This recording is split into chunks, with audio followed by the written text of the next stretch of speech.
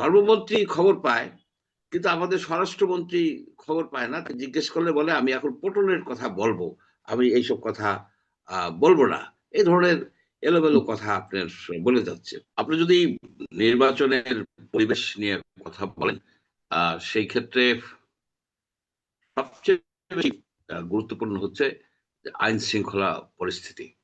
আপনি দেখেন যে নির্বাচন তফসিল ঘোষণার 24 ঘন্টা পার হওয়ার আগে কিন্তু ওসমান হাদি এর, আহ, নিহত হয়ে গেলেন। অ্যাকচুয়ালি তাকে মাথায় হত্যার উদ্দেশ্যে গুলি করা হলো, শেষ পর্যন্ত উনি পৃথিবী ছেড়ে চলেই গেলেন। আপনি দেখেন যে এই তফসিল ঘোষণার কিছুদিনের ভিতরেই, 2-3 সপ্তাহের ভিতরেই বাংলাদেশের দুটো মেজর পত্রিকা পুড়িয়ে দেওয়া হলো, একেবারে পুড়িয়ে দেওয়া হলো। সেইখানে আপনার 30 জন সাংবাদিক আপনার ওই ডেইলি স্টার পত্রিকার ছাদে, অফিসের ছাদে আহ, তারা উঠে গেছিলেন, এবং সেখানে তারা দম বন্ধ হয়ে যাচ্ছে, তাদের অবস্থা খুব হয়েছিল, প্রিকারিয়াস অবস্থায় তারা ছিলেন। তাদের উপরে উদ্ধার করা হয়েছে। আল্লাহ না করুক যদি তাদের ক্ষয়ক্ষতি হয়ে যেত, তাহলে কোথায় যেত? এবং বাংলাদেশের ইতিহাসে আপনি যদি ধরেন যে 25শে মার্চের রাত্রে দি পিপল, সংবাদ এবং ইত্তেফাক কামান দিয়ে গুঁড়িয়ে দেওয়া হয়েছিল, আগুন দিয়ে দেওয়া হয়েছিল। সংবাদ অফিসে তো শহীদ শহীদ সাবের ছিলেন, মারা পড়লেন। তারপরে 54 বছরে কিন্তু অনেক পত্রিকার অফিসে লুটপাট হয়েছে, ভাঙচুর হয়েছে, এটা হয়েছে সেটা হয়েছে, অনেককে হেনস্থা হয়েছে, বন্ধ করে দিয়েছে। কিন্তু একেবারে একদম অফিস পুড়িয়ে দিয়েছে ডিক্লেয়ার করে আইন শৃঙ্খলা বাহিনীর সামনে, এটি কিন্তু হয় নাই। এটা একটা ন্যাক্কারজনক উদাহরণ হয়ে থাকলো বাক স্বাধীনতার ক্ষেত্রে। একজন সাংবাদিক নন, যদিও একটা মঞ্জুর পত্রিকা। ভাই, আমি জাস্ট, মঞ্জুর ভাই, হ্যাঁ, আপনি আপনি ওই জায়গাটাতে বলবেন, কন্টিনিউ করবেন। যদিও আমি কোনো ঘটনার সাথে কোনো ঘটনার তুলনা করতে চাই না, যেটা খারাপ এটা খারাপই বলা উচিত, কোনো তুলনা চলে না। তবুও আপনার মনে রাখতে হবে এর আগে কিন্তু কম নির্যাতন হয়নি। আমরা যদি সেই সংগ্রামের কথা যদি বলি, সংগ্রামের অফিসে তো যেভাবে এই সংগ্রামের সম্পাদককে মেরে অফিস তছ নচ করে শুধু আগুনটা সেখানে দেওয়া হয়নি, কিন্তু এখানে কোনো মানুষের গায়ে হাত দেয়নি, আগুন দেওয়া হয়েছে। তুলনা করতে চাই না, বা আমি বারবার বললাম, কিন্তু উদাহরণ বাংলাদেশে যে প্রথম তাও না, এর আগেও এরকম ঘটনা হয়েছে।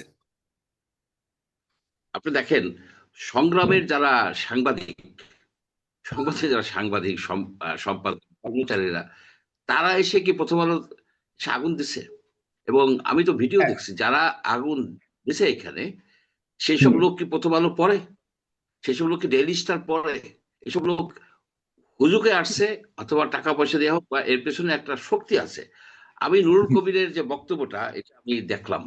নুরুল কবির সবাইকেই ফোন করছে, এই আপনার মন্ত্রী, আইজিপি বলেন, এমনকি সে ইউনূস সাহেবের সাথেও তার কথা হয়েছে, কিন্তু সে কিন্তু কোনো লোক আনতে পারে নাই। এবং এই যে আপনি বলেন যে শফিকুল আলম, এই সেক্রেটারি, প্রেস সেক্রেটারি, উনিও বলছেন যে আমি এমন কোনো জায়গা নাই, এমন কোনো জায়গা নাই আমি ফোন করি নাই, কিন্তু সাহায্য আমি আনতে পারি না। এবং সে বলছে যে সে একটা ছোট কবর করে দিলে তার বেশি ভেঙে যেতে চাচ্ছে, মাটির দ্বিধা বিভক্ত হও, এতটা সে বিব্রত, লজ্জিত একজন সাংবাদিক হিসেবে। এটা রাইটফুল কথা। কেন এটা হইল? সরকারের ভিতরে কি কোনো শক্তি ছিল তারা এই পত্রিকার অফিস দুটিকে পুড়িয়ে দিতে হবে? পুড়িয়ে দিলে কাদের লাভ হয়? লাভ হয় যে দেশে আইন শৃঙ্খলা পরিস্থিতি নাই। এবং ওসমান হাদির মৃত্যুতে কাদের লাভ হয়? যাদের লাভ হয় তারা হচ্ছে কি, যাতে ইলেকশন যাতে না হয়, ইলেকশন না হওয়ার জন্য একটা গ্রুপ, এক বা একাধিক গ্রুপ অ্যাক্টিভলি ওয়ার্ক করে যাচ্ছে। এই জিনিসটা কিন্তু আমাদের বিবেচনায় নিতে হবে। আপনার, আমি ওই যে যে সনাতন ধর্মাবলম্বী দীপু দাসের কথা আমি বলবো না যে এটা কি এখনো, এটা কি ইলেকশনের সাথে জড়িত বা অন্য কিছু কিনা, নাকি সিম্পল মানে টাকা পয়সা নিয়ে একজনকে একেবারে হত্যা করে ফেললো, পুড়িয়ে ফেললো, নারকীয় একটা ঘটনা ঘটলো, এটা আমি জানি না। তবে এই সংবাদপত্রটা পুড়িয়ে দেওয়া, ওসমান হাদির মৃত্যুটাও কিন্তু ধোঁয়াশার সৃষ্টি হয়েছে, যে তাকে কারা মারলো। প্রথমে একটা ন্যারেটিভ আসলো যে সে চলে গেছে। সাধারণত এই ধরনের করে, আসলে এক জায়গায় থেকে যায়, অন্যদিকে মিস গাইড করে। এবং এই সরকার কিন্তু পারলো না, অনেকগুলো লোককে অ্যারেস্ট করলো, সে কোথায় আছে কোনোভাবেই কিন্তু তাকে ট্রেস করতে পারছে না। সেই আপনার ইসের মতো, ওই কেনেডি হত্যার মতো একটা রহস্য হয়ে যাচ্ছে। এখানে আমি মনে করি কি একটা গভীর ষড়যন্ত্র আছে, হয়তো ইন্টারন্যাশনাল হতে পারে অথবা দেশীয় হতে পারে, যাদের মেইন উদ্দেশ্য হচ্ছে দেশকে আনস্টেবল করা। এই যে দেখেন আপনার ওই যে পিনাকি, সেই প্যারিস প্যারিস থেকে কিন্তু সে সবসময় আনস্টেবল করে, তার লোকজন কিন্তু যায় আরেকবার প্রথম আলো পত্রিকার সামনে, পত্রিকার সামনে আপনার তার লোকজন যায় এটা। এখন আমার প্রশ্ন যে প্রথম আলো পত্রিকা আমি পছন্দ করি না, পছন্দ না করলে আমি তো নাও করতে পারি, লক্ষ লোক এই পত্রিকাটা কিনে, তারা কি বুঝতে পারে না যে এটা দেশদ্রোহী পত্রিকা, এটা দেশের ক্ষতি করতেছে, একটা ভয় তৈরি করতেছে? তারা কি বুঝে না? আমরা কয়েকজনই বুঝি, আমরা এত পণ্ডিত যে এরা একটা ন্যারেটিভ তৈরি করছে, সুতরাং এই ন্যারেটিভটা রাষ্ট্রের জন্য ক্ষতিকর, এটা ভারতীয় পক্ষে যাচ্ছে, এটা সেটা, তারা কিনে কেন পত্রিকা মানুষের? এই জিনিসগুলি কিন্তু বুঝতে হবে, এবং আপনার কমার্শিয়াল ইন্টারেস্ট ধরতে হবে। এই পত্রিকাটা চলে গেলে কারা কারা বেনিফিটেড হয়, এবং এইটাও আপনি দেখেন যে প্রথম আলো একদিন প্রকাশিত হয় নাই, তার পরিবর্তে কোন পত্রিকা, বাংলা হিসেবে কোন পত্রিকা দেওয়া হয়েছে? খেলার পরিবেশ একটা ভয়াবহ রকমের অরাজকতার দিকে চলে যাচ্ছে। ইউনূস সাহেব তো যথারীতি সে অথর্বই, যথারীতি সে অথর্ব পানা করে যাচ্ছে, তার অ্যাডভাইজাররা এলোমেলো কাজ করে যাচ্ছে। এই ধরনের পরিস্থিতিতে আমি মনে করি না যে নির্বাচন হবে, যে এটা নিশ্চিত বলা যাচ্ছে না। হইলেও সেই নির্বাচন কতটা আহ, আপনার সুষ্ঠু হবে? আপনার 42,000 সেন্টার 2,40,000 বুথ জিনিস সেন্টারে দেখেন ধরেন, আপনি, এই 42। একটা জিনিস দেখেন, মানে বারবার এসব আসলে ভাবতে হবে।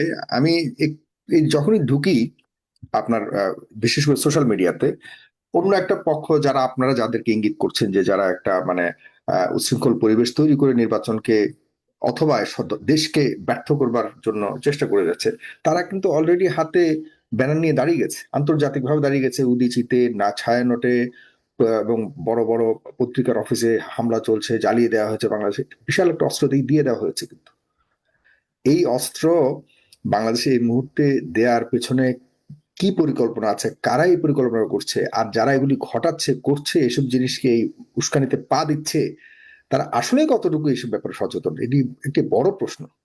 আপনি যেটা করেন, এই যে এখন ঢুকেন আপনি বিভিন্ন দেশে দেশে, কিন্তু এখন দেখা যাচ্ছে বেড়া নিয়ে হয় বাংলাদেশের ধরনের ঘটনাগুলি হচ্ছে। তার মানে কি আন্তর্জাতিক একটা চাপ তৈরি করবার জন্য কিন্তু অলরেডি শুরু হয়ে গেছে কাজ।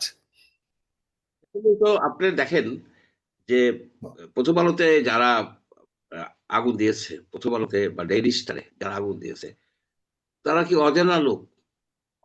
সবাই ভিডিও আছে, আপনার ছবি আছে, তাদের ধরতে পারে, ইচ্ছে করলে পুলিশ ধরতে পারে, পুলিশ ধরছে না কেন?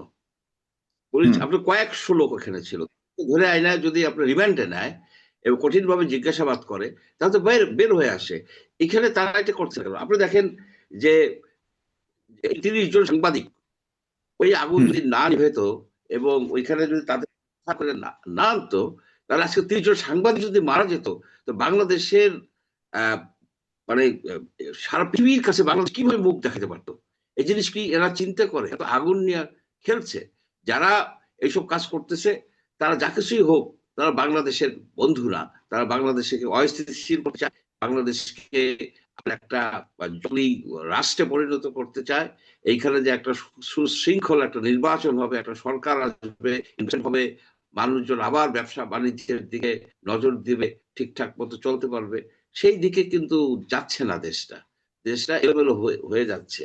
আপনার এখানে দেখেন ধর্মমন্ত্রী, ধর্ম উপদেষ্টা, উনি বললেন যে আমরা কিছু এই সংবাদ পাইছি, তথ্য পাইছি, কারা কারা ধর্ম উপদেষ্টা বা ধর্মমন্ত্রী খবর পায়, কিন্তু আমাদের স্বরাষ্ট্রমন্ত্রী খবর পায় না। জিজ্ঞেস করলে বলে আমি এখন পটলের কথা বলবো, আমি এইসব কথা বলবো না।